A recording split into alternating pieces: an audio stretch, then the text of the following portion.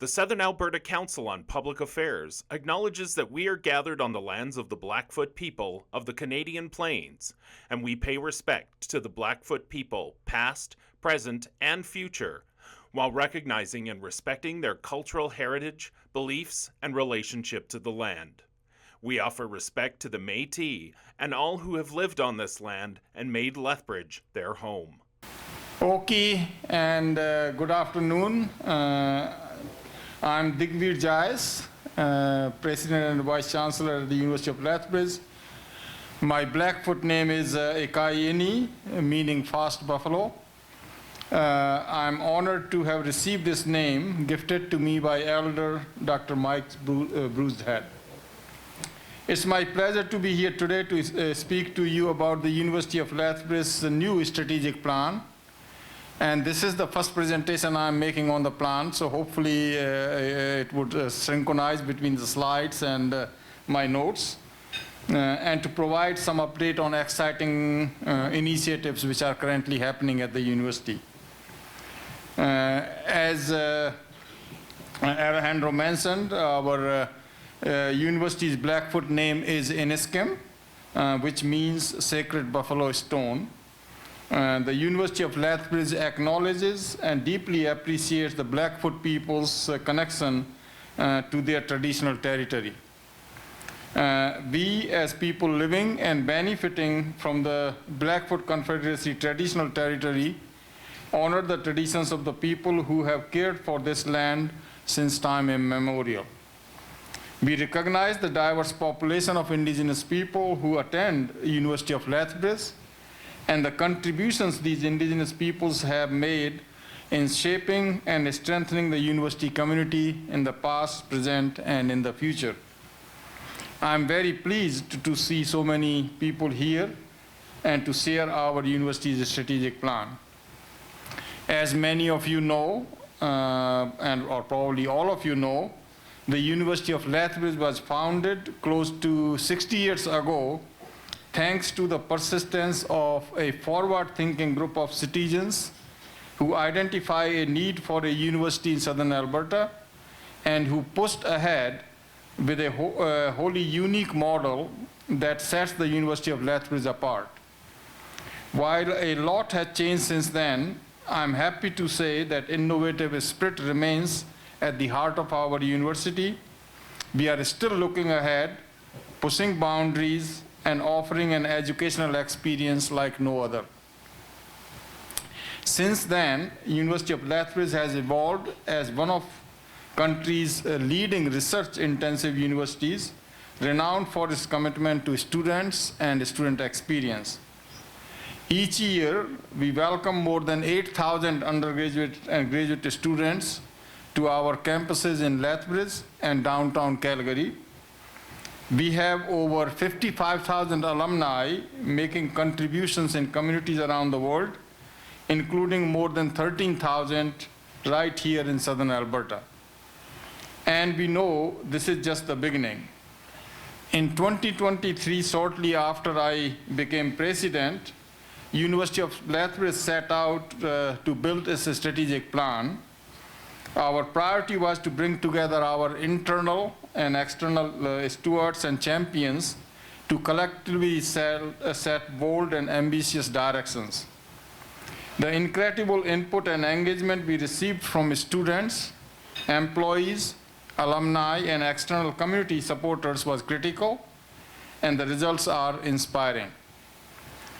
Focused on the future, the new plan addresses the changing landscape of post-secondary education provincially, nationally, and globally, and responds to the evolving communities, opportunities, and challenges ahead. This plan defines who we are, our values and commitment, and sets the direction for the next 10 years. As I said earlier, University of Lethbridge is Iniskim, meaning sacred buffalo stone, and located on traditional Blackfoot Confederacy territory. Our commitment to the relationship between the university and the indigenous people connects everything we do, shaping our past, present, and future.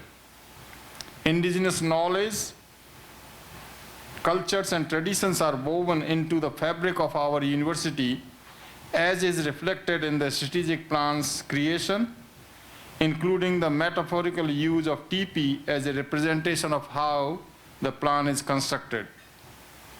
Like TP's keystone poles, we have 4 strategic directions and supporting goals. First direction is changing boundaries and inspiring curiosity. So here we look to expand perspectives, weave indigenous knowledge and culture in all that we do, and inspire boundless interdisciplinary teaching, research, and learning. Our next strategic direction is to be a place where people aspire to learn, work, and contribute. We will do this by being a supportive, inclusive environment for all, by delivering an exceptional student experience, and by empowering talent and inspiring professional success. And the third direction is focused on shape the future. In this section, we would accomplish this by navigating change with critical insight and resilience, advancing sustainability and global change solutions, and enhancing financial resilience. And finally, we will engage communities, and that direction is focused on we will advance reconciliation and strengthen ties with indigenous communities. We will thrive together with all the communities, and we will partner for better solutions. These strategic directions speak to the heart of the University of Lethbridge mission, its promise to students, employees, and alumni, and the communities it serves. All of this is underpinned by our values, which inform everything we do, each manifesting in unique ways across the diverse activities of our university. But don't take it from me. To find out more, I would like to direct your attention to the screen, and hopefully video would work.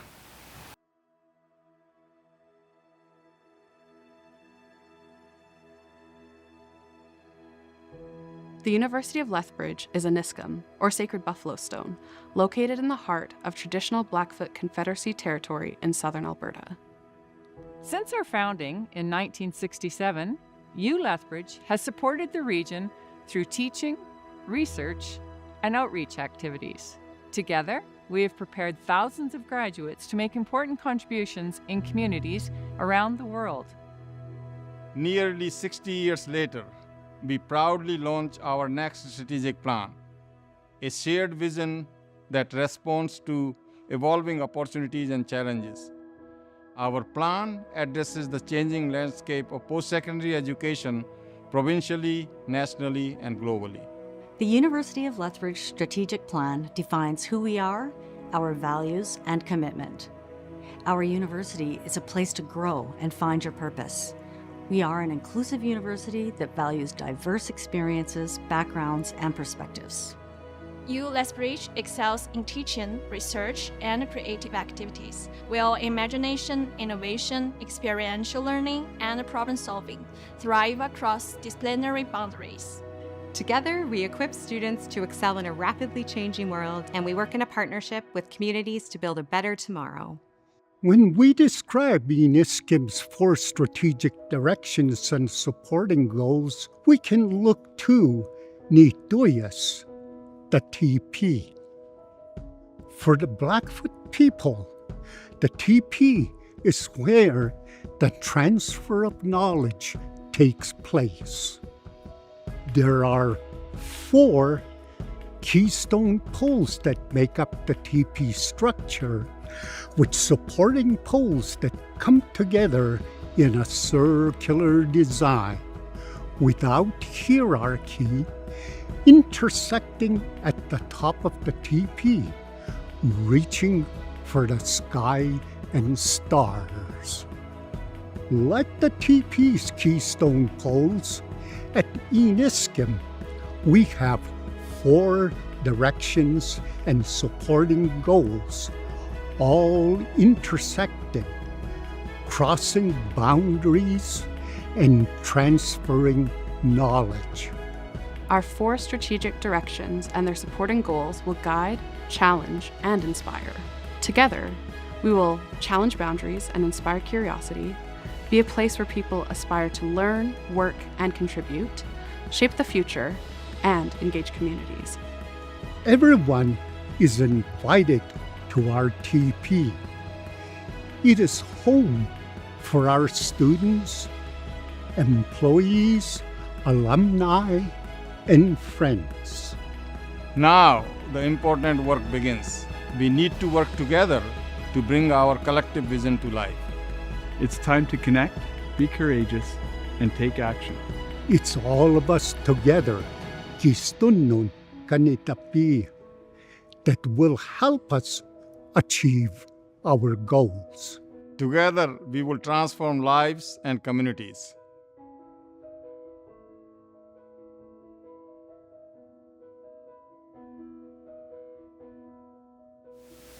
So as I mentioned, there are 4 strategic directions. So the first one is challenge boundaries and inspire curiosity. This particular direction looks at the expanding the perspectives, and when I say that's for all of our students, to give them multiple perspectives, take the issues and the problems, solve them from taking all the perspectives into consideration. Weave the indigenous knowledge and culture into all we do, and inspire boundless interdisciplinary teaching, learning, and research. And that's the one area where University of Lethbridge truly makes a difference in our teaching, research, which is interdisciplinary. And most of the problems which our society faces today does require interdisciplinary approaches. So that's where our focus is, on the research and teaching and learning for the students. The next then is the place, be a place where people aspire to learn, work, and contribute. Under this strategic direction, we are creating a supportive and inclusive environment for everybody on campus.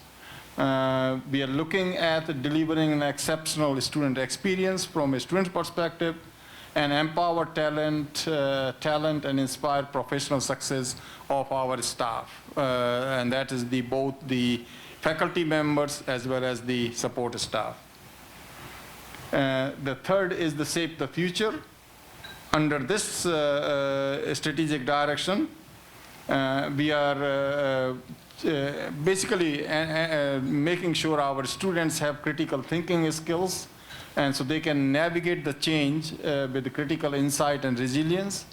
And we are certainly looking at the advancing the sustainability and climate global change solutions. And also from a university perspective, we are enhancing the financial resilience of the university and taking the steps to do that. And one of the examples I will share with you does that. And the last of the 4 strategic directions is the engaging communities. And under this, we are looking at the advance the reconciliation and strengthen ties with the indigenous communities. We want to work with the community to thrive together. So university is as good as the city of Lethbridge and the surrounding area. So we want to work together and thrive together. And we want to partner for better solutions. So that is whether we are working with the different organizations, small industries, medium-sized industries, large industries. We want to work with the industries in partnership and develop those partnerships for better solutions for the community. So that basically gives you a brief overview of the strategic plan. And then next, I want to give you a quick update on a couple of initiatives university is following. So the first one is, if I get to this, SAMP, which you have heard, Southern Alberta Medical Program. So Southern Alberta Medical Program is basically a uniquely designed training program for family physicians who would be trained in Lethbridge and also would complete their residency in the Southern Alberta region So basically, those students who get admitted to the program would spend 5 years in Lethbridge and the surrounding community. So all of their training would be done in Lethbridge. And both the education as well as their residency. So what that means is that typically when you are trained in a particular place, you start developing affinity, and I certainly think that over 5-year time period when they are in the community, they also develop find partners, so that would help them stay here. And so our hope is that if we recruit local, train local, then we would retain local. So our hope is that certainly this model has been tried in other places, in Canada, in Australia, and typically 60 to 75% of the people who are trained locally stay in the region. And so a total number of seats in the program would be about 30 per year once the program is fully operational.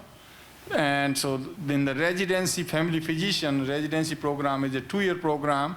So that means 60 students would be in the residency program in the Southern Alberta region.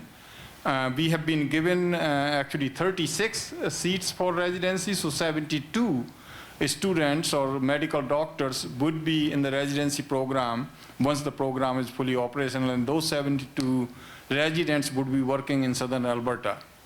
And that would be then ongoing year after year. So certainly it should help in providing the meet the healthcare professional needs in the community, and that should all, in my view, should also help in growing the Southern Alberta economy, because the one thing the companies are looking when they are recruiting the people, they ask, where could my kids go to school?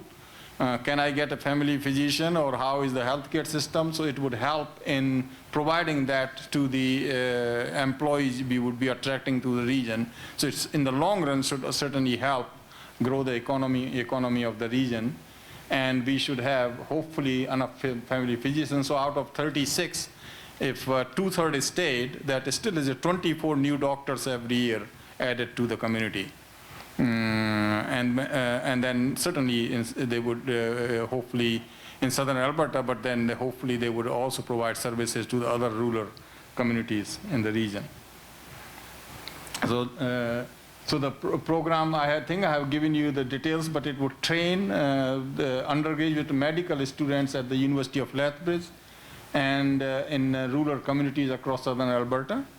The program will enroll learners who are identified as being likely to practice in the rural areas upon graduation. So we would be developing admission criteria which would assess their aptitude to continue to work in the rural areas. Now again, as I said, like about 1/3 may not stay, but at least we hope that they would continue to practice in the rural areas even if they don't stay in the region. And the training these future doctors in Southern Alberta will improve the availability of physicians in rural Alberta in the future.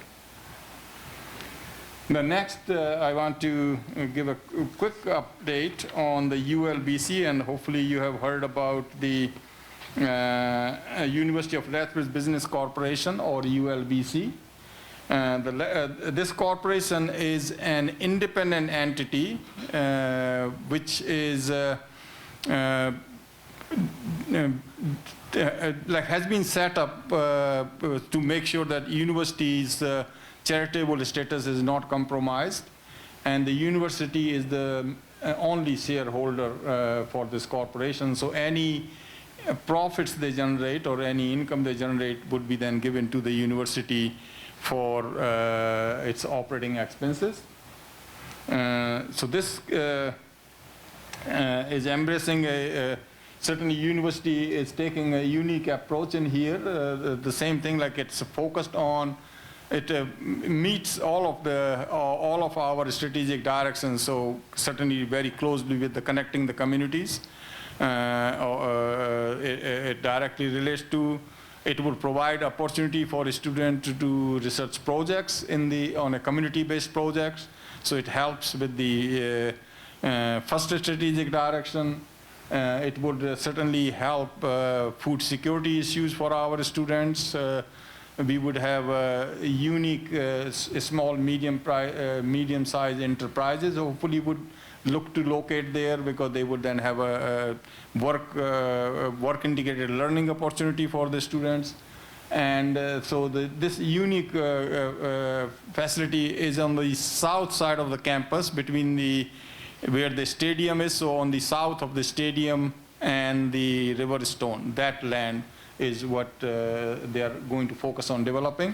But they would also help with then other commercial aspects of the university without compromising the university's status. So the University of Lethbridge Business Corporation is a newly established company with the purpose of leading land development projects and managing properties. The University of Lethbridge and ULBC are separate organizations, with the ULBC operating at arm's length under its own board of directors, and the profits earned by ULBC will go to the University of Lethbridge as the sole beneficiary. Next one is the Destination 2 projects, or University Hall projects. So as again many of you would know, that was the first building built on the campus in 1967 when university was established. It opened in 1971, and in the first almost 20 years or so, that was the only building, had all the student residences there, all the offices there, classrooms there. So single building met all the needs at that time. As university grew, additional buildings were added, and now it is a quite vibrant campus on the west end. And also, I'm sure many of you would know that this University Hall, or this building, was designed by Canadian architect Arthur Erickson, and is a very iconic building. He has not done too many buildings. He certainly did another one at SFU, so it uses the similar concept, and it's set right in the coulees, the building. But as you can imagine, like 50 so years, the building has served the need, but the building is getting old, so it does require refurbishing, but also require reimagining. So when the Science Commons was built, and those of you who have toured the campus, and if you have not, I would encourage you to come and tour the Science Commons building, you would be wowed. It is a very unique facility for teaching science to the students, and it puts the science in the public display. So the walls are made, inside walls, most of the walls are made of glass, so you can see what's happening in the different labs and what projects the students are working on. So it's basically made the science open. So we are taking a similar approach in reimagining the old building.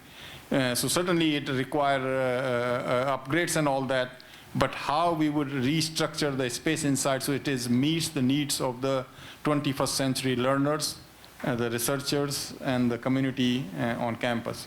So it is a project which would take a couple of years to do the planning. So currently we are in the planning stage. And we are certainly consulting the university community. We would also consult the students in like what kind of unique opportunity they would like to see in the classrooms, how the classroom need to be structured. And that basically certainly would require then commitment from the government, from the community, from our donors to be able to make that changeover happen for the University Hall, and it would take a few years to complete that development. And the one other item I wanted to share with you, the initiative, integrated engineering program. So the engineering program, even when the university was first imagined that we would have a university in Lethbridge, there was a discussion of having engineering program, but for whatever reason it never got started. It started with a faculty of arts, science, education, and fine arts.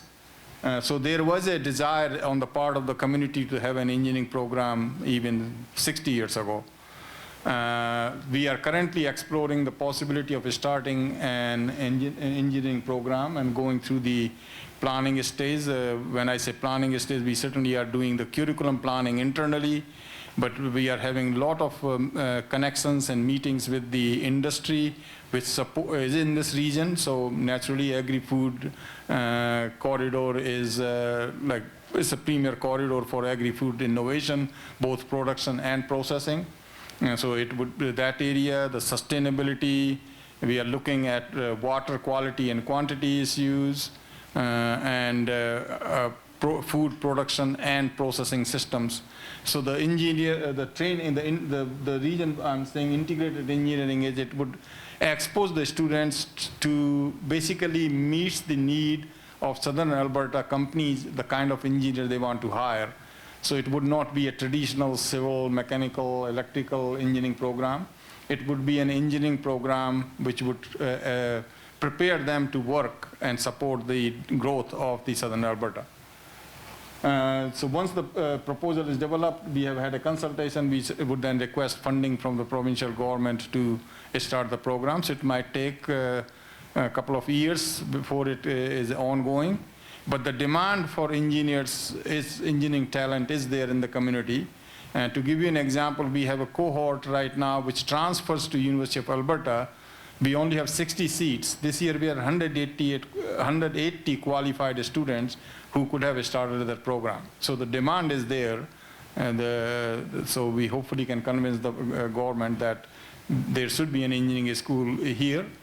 Another way of looking at it is why there is a need for engineering school. In Canada, we are roughly at about 50 million population. And for every 1 million population, there's an engineering school. So about 50 engineering schools providing engineering training. Alberta's population is almost 5 million. We only have 2 engineering schools. So theoretically, we could have 5 schools based on the population. So University of Lethbridge program would be the third program in Alberta. So hopefully we can make a convincing case to the government that need is there or demand is there. And I think that concludes my presentation, and can answer any questions.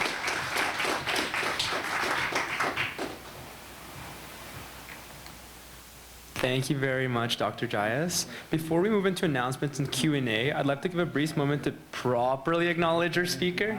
Dr. Jayas is the President and Vice Chancellor of the University of Lethbridge. Prior to this role, he served as Vice President Research and International at the University of Manitoba and is internationally recognized for his work in agriculture engineering, particularly in grain storage and food systems. He's a Fellow of both the Royal Society of Canada and a Canadian Academy of Engineering. In recognition of his exceptional contributions to research, his public service, Dr. Jayas was appointed to the Order of Canada in 2018 and most recently received the Order of Manitoba, 2 of the country's highest civilian honors. So we're grateful to have him here today, and once again, thank you very much, Dr. Jayas. So we'll begin the Q&A portion. If you have a question, please line up along the wall. Should we have them over here, Canute, or where would you say is best to line up?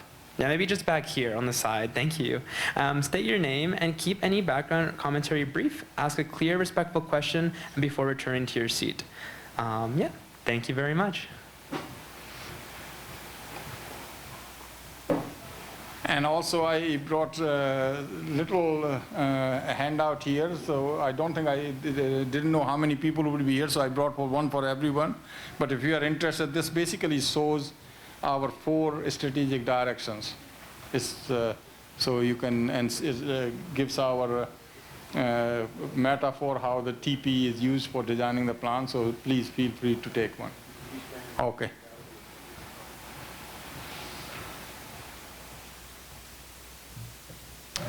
Oh. Thank you. Hello, I am Katie Aurora. You mentioned that there would be around 30 or so seats in your new medical program each year. I'm curious how that compares to the rate of attrition for medical personnel out of southern Alberta, as well as the need for like increased number of doctors to account for like population growth. So, like I think 30 doctors per year would add, when you take that into consideration, like when the program is fully functional, it should be able to meet the needs of the certainly Southern Alberta practitioners. The challenge right now is many of the senior doctors, for example, who are practicing want to retire, but there are replacements are not available, so they have not taken the retirement. They certainly have reduced the work hours. So I would say if we can, like if the 30 students and out of that 20 stayed in the region every year, it would certainly meet the needs of the practicing doctors for generations to come. The challenging part would be and that's where I think to me the community has to come into play, is creating a welcoming environment for that cohort. So when they are here, engaging them in the community events, inviting them to community events, encouraging them to take part in the community, so they start feeling being integral to the community. So.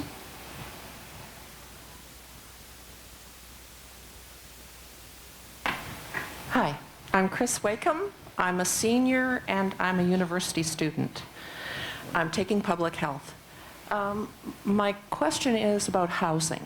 We're going to see 36 medical students who are what I consider in the student body really dedicated students, people that you can count on.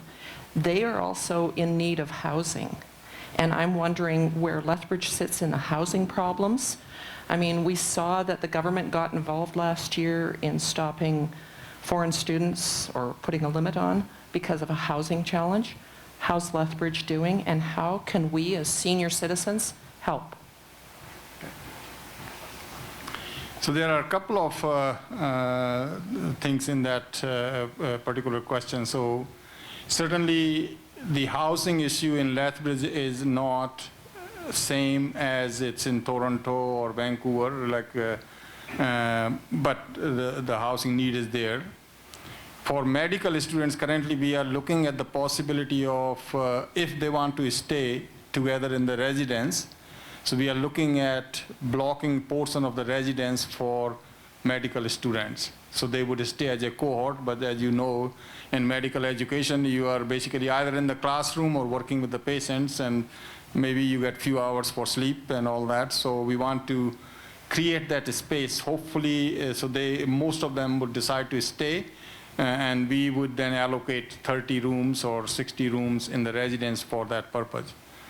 At the same time, I mentioned the ULBC. Like ULBC certainly would have some residential development. Now again, these are not short-term solutions, but like the housing for students in the residence would be a immediate solution. But there would be a lot more housing would be developed in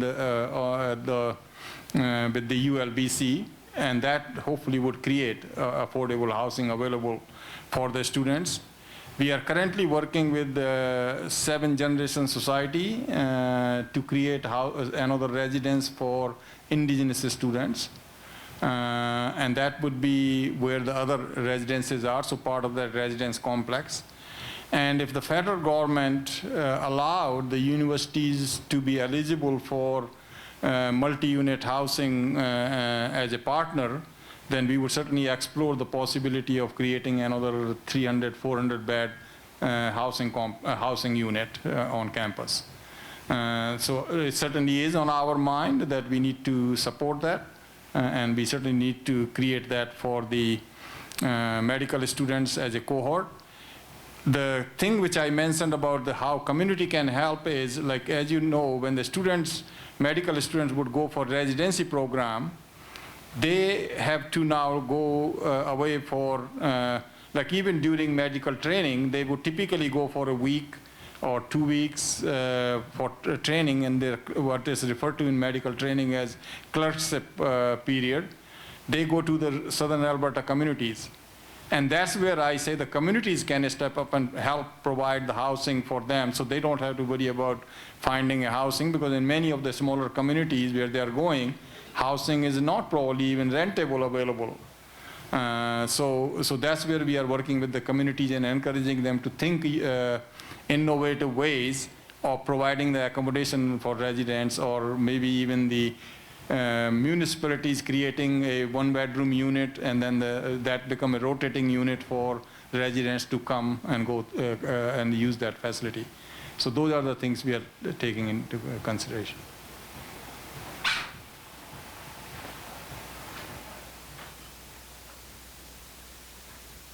My name is Richard Tamkin. I noticed in your strategic plan there's one what I thought was an omission, which is how on earth these students are expected to pay back the enormous loans that so many of them take out. I will suggest to you that it basically cripples them. I wonder whether you have a solution to this ghastly problem. Yeah, no, certainly the affordability is an issue, and making the education affordable is always a challenge, and that's where we are doing what our part is. The university is trying to create a lot of scholarships. So our Board of Governors set aside $10 million as a matching fund, for example, for anybody who want to endow a scholarship, and once you endow, that scholarship is given in perpetuity. So if somebody endows at $25,000, university matches that, and $50,000 then become an endowment as and then from the income which is generated from that $50,000 would provide the scholarship to the student. So that's what the university is doing, and we continue to advocate on behalf of the students and with the students to the government that they need to increase the financial assistance, not the loan, but more grants to the students, those who can't afford the education. So those are the kind of things we are doing, but it does require, I think the debt issue is significant in Canada. I think the average debt when the student graduate in Canada is around $23,000 per student. So it does take time, and so the one way to alleviate that concern is certainly help them while they're a student, but at the same time, if they can find a meaningful employment and we prepare them that they find the meaningful employment, then loan becomes manageable. And that's where our focus is, to providing them the tools and talent which they can use, and then set them apart as a better employee than some other universities are. And so we are focused on their holistic development.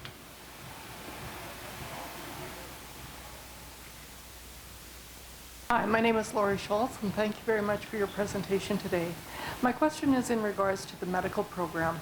I understand that one of the challenges across Canada is having a sufficient number of medical staff and doctors to oversee the residency program and train the doctors. I'm wondering what the status is with the medical program. Do you have sufficient staff, medical doctors, to oversee the residency program locally? So I think Dr. Richard Buck has spoken to this group, or not yet, or he is planning to speak. He's the regional lead for the medical program. Just recruited about a couple of months ago, and he is spending time to work with the practicing doctors in the Southern Alberta region to encourage them to be the preceptors for the medical doctors, because we will need every resident has to work with a doctor, alongside with a doctor. So that's where the focus, his focus is, to find those. The region itself, if my understanding is, has close to 600 practicing doctors who could take on that role. And out of those 600, we basically need to convince about 200 of them that they become preceptors. So that's what Dr. Buck is focusing on.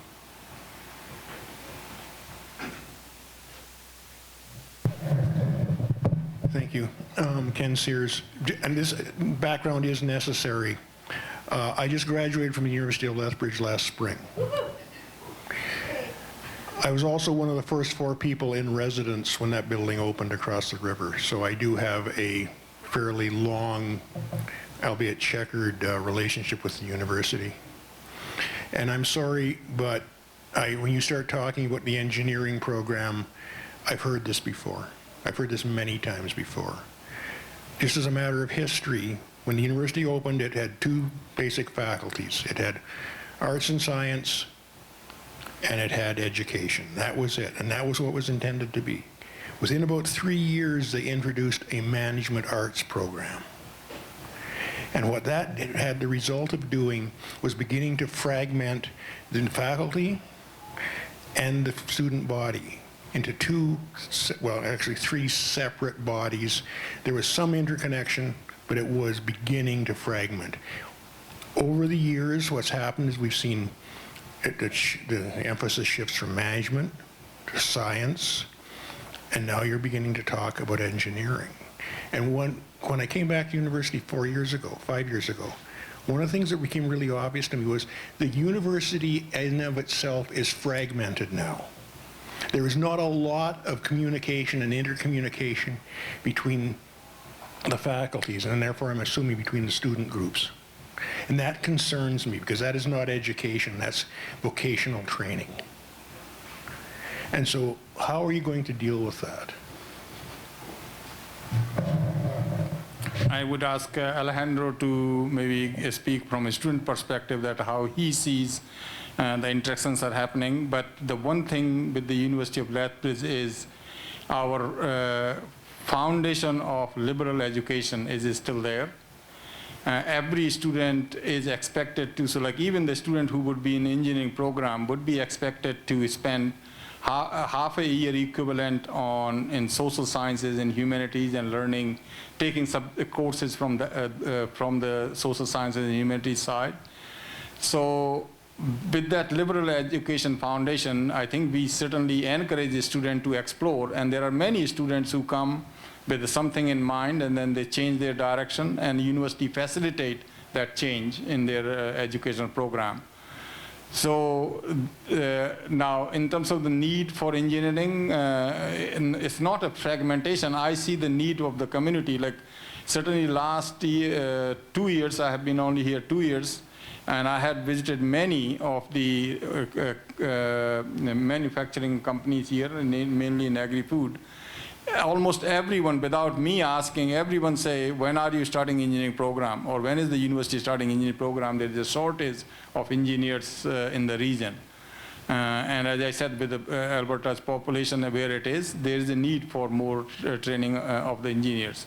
But it's our curriculum, the structure and design of the curriculum, which will ensure that there is a lot more interaction among the faculties. And Alejandro can mention how students see that. I'd say for students on campus, the liberal education is actually very powerful in that, like in other universities, you are very separated. At our institution as students, one of our biggest mandates is collaboration. So when it comes to like our first year, second year, there is a lot of collaboration between students and different faculties. I actually wasn't, my close friend group didn't come at all from my own faculty. Rather, it was just from all over the place, just due to the classes being, you have to take 4 liberal education classes that do span out of your scope. I think also our goal as a student union is to also group all these students around, and we have centers like the Agility Center, which allow like different engineering projects to kind of come together, allow fine arts students, science students to all collaborate on projects. And I think that's a really nice piece that our university has in comparison to others, that we really do cross-collaborate a lot, and it's a lot serving the needs of our communities. So I think the engineering program would facilitate something for our community that could be really beneficiary in pushing us forward. I would also just like to say we probably will finish up with the questions up here, just due to time, but yes, like just you three here. My name is Mark Gettle. Universality is an important component of universities. What proportion of U of L graduates are international students? And what is the strategy of the university seeing the both federal and provincial government and also the geopolitical situation? What is the strategy to recruit international students and how important are they? No, international students certainly are important part of any university, like not just the University of Lethbridge, because they bring a perspective, or again, as I said, in our education, we are exposing our students to different perspectives, and international students do bring perspectives which then help overall development of our students. So international students certainly are an important component of the university.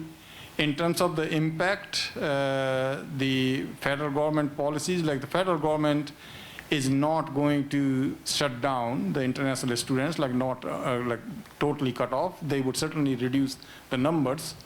And our university, our international recruitment division of our university would continue to recruit international students. So you asked what percentage. So our goal was to never go beyond 20% of our student body being international.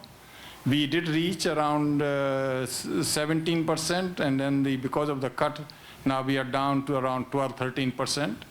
So we still certainly have a room to grow in that area, and our international division would continue recruiting students.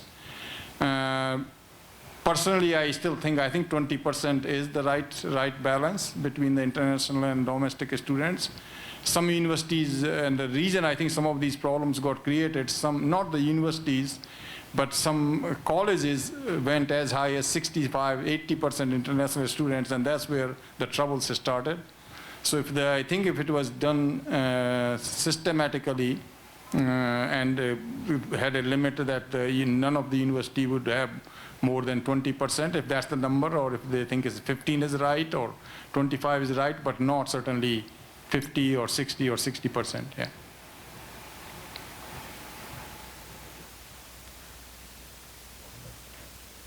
Good morning. Thank you so much for your talk.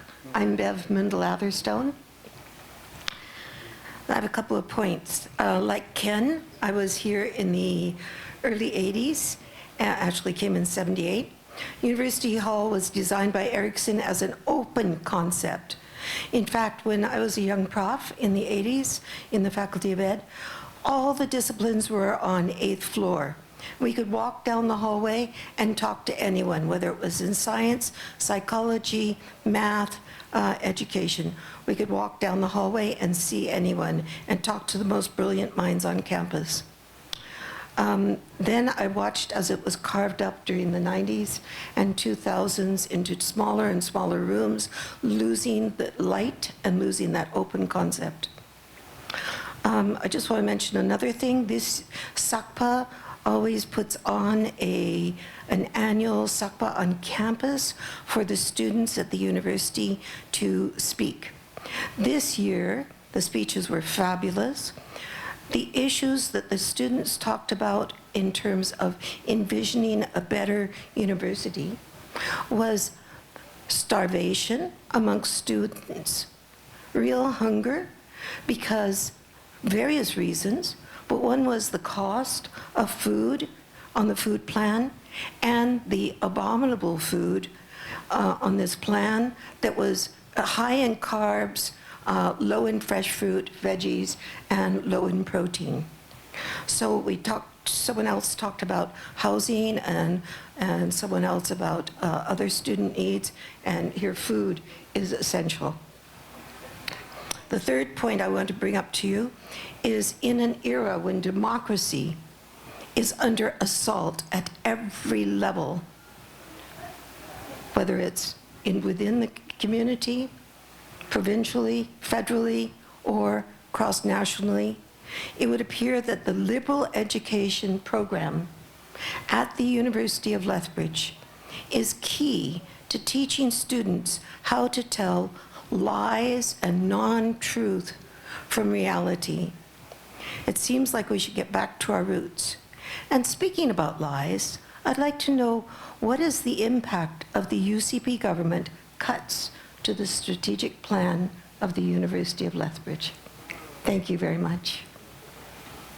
Yeah, quite a few questions. So first on the food security, it certainly is an issue, and so we are working very closely with the student organization in helping alleviate that. So as an example, last year we set aside $500,000 or as an endowment to so the income from that could be used for helping the food insecurity on campus.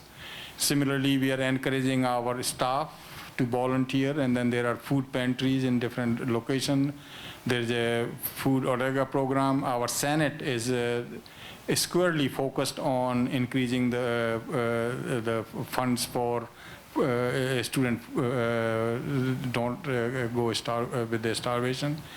In terms of the liberal education, like the one thing in the rethinking or reimagining of the University Hall, that openness, open concept is the one which we have asked the architects to think that how we make, similar to the Science Commons, how we make what we do open. And so they certainly are aware of that.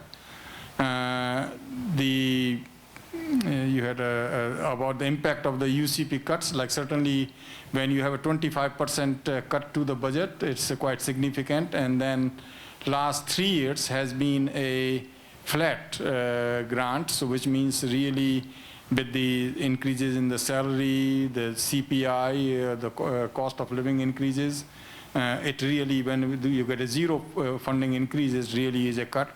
So it certainly has an impact, but we are basically looking at is that how do we, like considering that resources we have, those resources, based on that, how do we deliver the program so we still meet the needs of the students, which, as I said, we are focused on liberal education, holistic development of the students, and how we deliver those programs with the resources we have.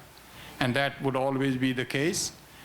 We are also looking at the ULBC is another example where we are looking at, hopefully it would generate revenue. Now it is not going to generate next year, but once that land is developed, it would generate hopefully ongoing income for the university, and that would help with the expenses. Similarly, our advancement office is working with the communities to do the fundraising, and as I said, for scholarships, for supporting different programs, and even for medical students coming, do fundraising for supporting a scholarship for them. So whatever possible ways we have, we certainly are utilizing.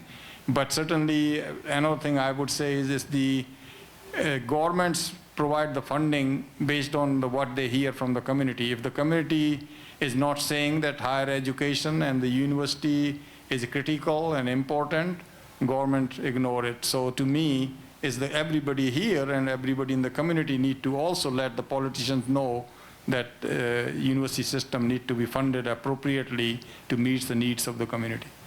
Thank you.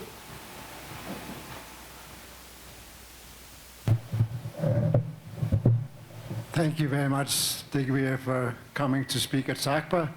This is your debut in a 57-year-old organization. My question initially was going to be about what kind of drain is the Pronghorn athletics on the university budget, but I already know that you think that rec services and Pronghorn athletics is an integral part of the university. So I won't ask you that question, but what is the biggest drain on, or what are the biggest challenges that you see in implementing your strategic plan? And I would like to ask Alejandro too, what are the biggest challenges the student union see in the immediate future? To me, I think the biggest challenge would be is to bring the community together. And when I say community, both internal and external community together so when the staff who comes to the work, they are excited to come to the work. They feel that their input is valued, and they go beyond their way to, and then their working environment, they see a student as a focus for them. So as an example, if the student even stops, the person who is cleaning the floor, the person who is cleaning the floor should be able to feel proud and saying how they are contributing to the student success. So that's where I think we would see that everybody in the university community have to feel that they are part of this creating the student experience. Certainly the funding would always be the challenge, and we will continue to take whatever innovative approaches we have access to. The other thing I would say is the buy-in from the community, that what university contribute to this community is integral and intertwined with the progress of the community. So if university does well, so does the community, and vice versa. So that thrive together concept we want to build. It's a lot more connection with the industry. I think this year for the Student Union, one of the biggest goals is that academia in school that's always foremost at the front, but there's so much more to pull out of university than just academia. I've been able to experience so much and had the privilege to even be here today and do so many other events, go to conferences on behalf of students, and really advocate to push forward the experience. When it comes to school, you get so many more opportunities like liberal education. Those values really are promoted by collaborating events, participating in everything that goes beyond just your in-class cool time, right? Beyond that, there's so many different places you can go venture off to, talk to people, explore new ideas, gain new skills, and I think that's really important. But it's really hard for students to do that when they don't have the support. And one of the biggest things we've realized is food insecurity is a really big issue for students. When they're not able to really even just economically support themselves to eat, how are they expected to participate in extracurriculars, participate in sport, participate in extra fine art activities? They really can't. One of the things we're trying to institute and get more funding for and get some grants is we're trying to get some sort of food program at the institution so we can have a breakfast meal program for students, and that's something that I'm trying to have for this year to hopefully be continuous, and hopefully we get buy-in from the community but also our Senate. And I think with something like that kind of starts off with, you'll see it once a week, but then you see the beauty of it and how much it affects students, that there'll be a lot more buy-in. They can come in and it's twice a week, 3 times a week. And the goal is to really expand that for all students and seeing at different avenues that other schools have also taken. So I think with supporting students in that way, they're able to really grasp and really get all the byproduct benefits out of an institution that's more than just academia. So I think that's really where the Student Union is trying to support this year, is how can we get students to actually get a full experience and not just that one little bite. I think being able to be in such a privileged position here to get to enjoy all parts of the school, I really want to make sure all students on campus feel that exact same way. Yeah, thank you.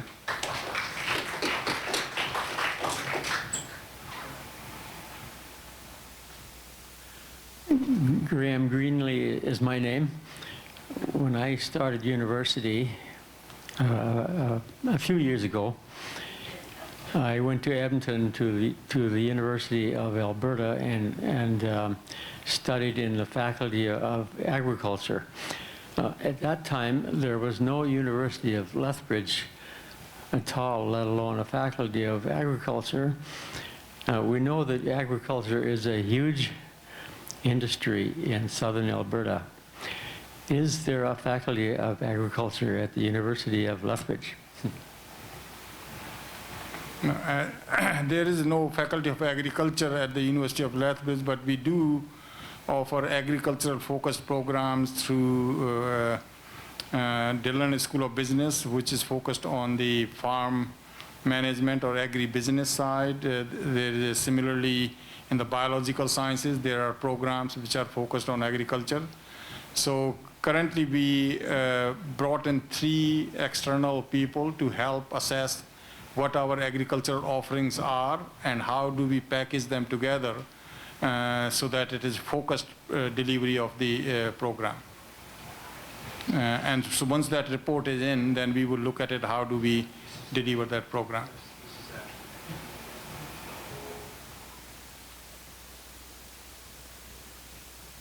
Thank you very much. Once again, it seems like I may have missed a little something. Looks like next week, it is Karen Johnson, Weddy Atkins, but it's how did the Dragon Boat Festival get started? So that's next week's topic, so definitely tune in for that. I would also like to have you have one more thing to say, Dr.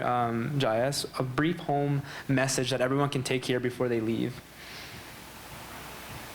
I think the bring home message from me to you is, when you talk to the politicians, keep telling them how important it is to have the university in Lethbridge, and how important it is to have the university in Southern Alberta, and how that there is a need for politicians to hear from the community members that university need to be properly financially supported.